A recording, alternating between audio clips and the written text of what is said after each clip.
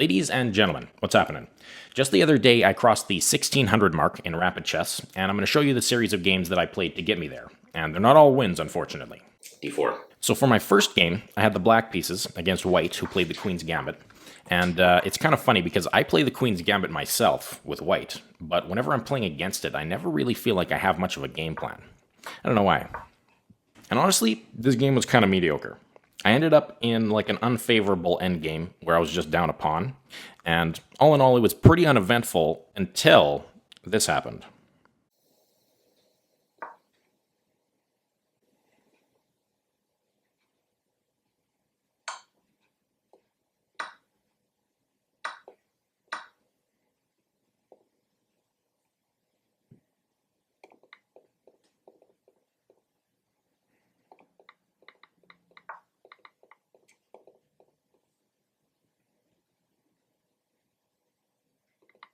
Uh-oh, hold on.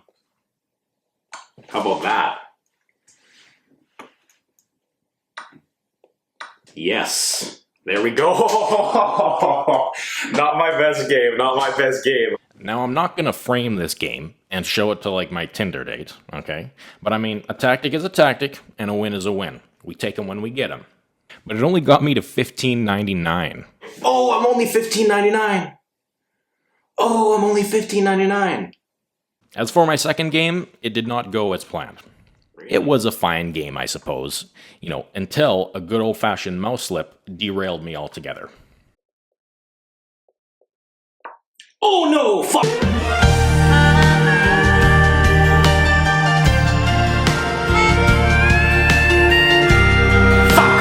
And I lost my queen. I know, game review. I know. And I'm going to spare you the rage and the profanity that took place, okay? Just going to be honest.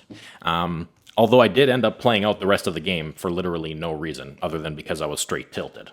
So. Push this. Okay, so we're back to square one, but we come back strong with our next game.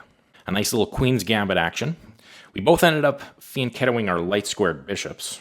We were both kind of playing for tactics, too, a little bit. However, my queenside pawn structure ended up being in pretty rough shape, which, could have caused me some trouble down the line. But once again, blunders are blunders, okay? And what's the saying? It's not who blunders the most, it's who blunders last.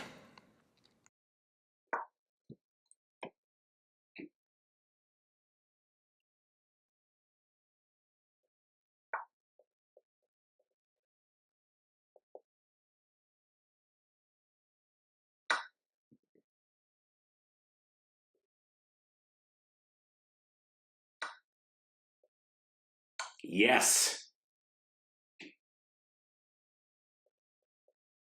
Yes. And once again, we are a mere single rating point away from 1600. And then we get our next opponent, who I feel like provided us with a very interesting game. I feel like they played very well. And it was a Sicilian, which I like to play, although I have to admit, I still really don't know any theory in the Sicilian. I mean, I get to a lot of similar positions after 4, 5, 6 moves, but I can't say I've memorized any actual theory yet. And the position felt kind of precarious for a lot of the game, for me. And for some reason, I didn't castle. I don't know why.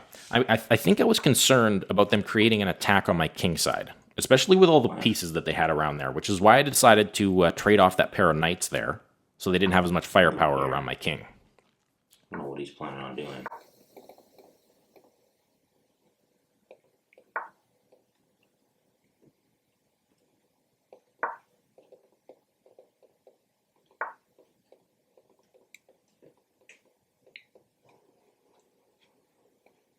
There's a lot of action around there. Okay, so right here, I didn't want to castle just yet, because I felt like my king side could get attacked too easily. They have both these knights there, and I was kind of concerned about it.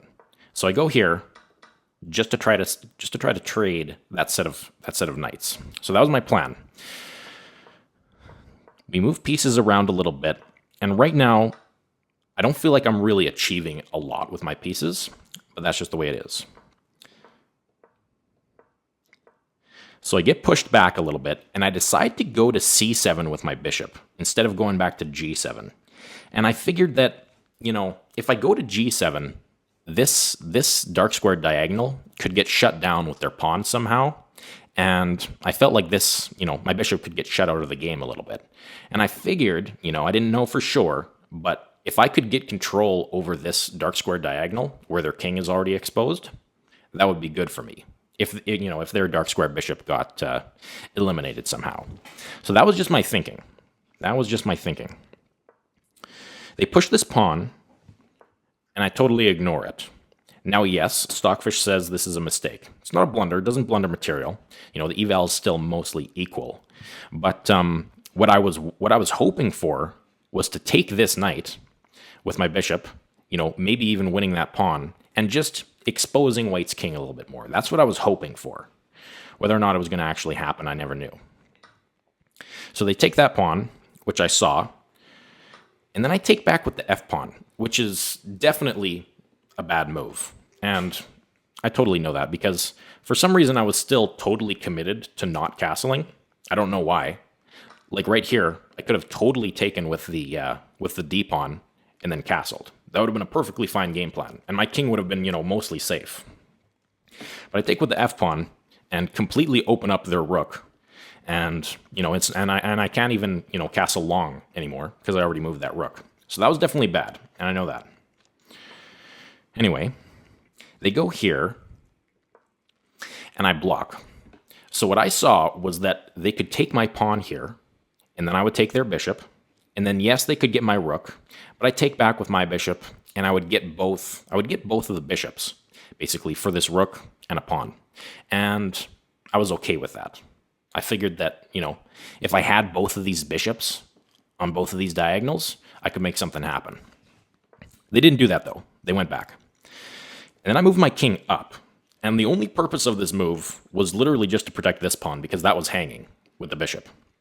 And Stockfish is so ridiculous here, because it says the best move is d5, and I'm telling you, literally never in 100 million years would I play d5 in this position. Because, first of all, it loses a pawn. It straight up loses both of my only central pawns. and also, it completely opens up the e-file for any one of their pieces to use. And my king is wide out in the open. So I don't know what Stockfish is thinking. Obviously, it has its own plans, but I would have never played that move. They go there. I go here, and at this point, I'm trying to trade down a little bit of material just to kind of mitigate my risk a little bit, because I'm the one being attacked. I'm the one that's being attacked here. So, I'm kind of in defense mode. So I wanted to trade down a little bit of material just to see if I couldn't prevent a little bit of an attack. And then I go here. We are threatening that, but also to get the bishop. Oh my god, we're threatening mate. Just miss it, bro. Miss it.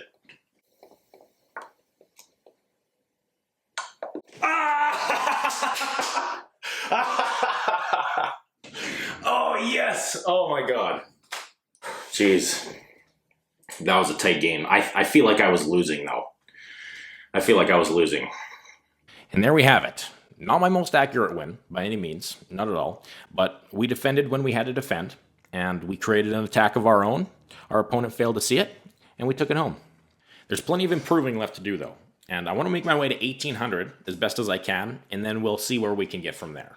So stay tuned for some more videos, and we'll see you next time.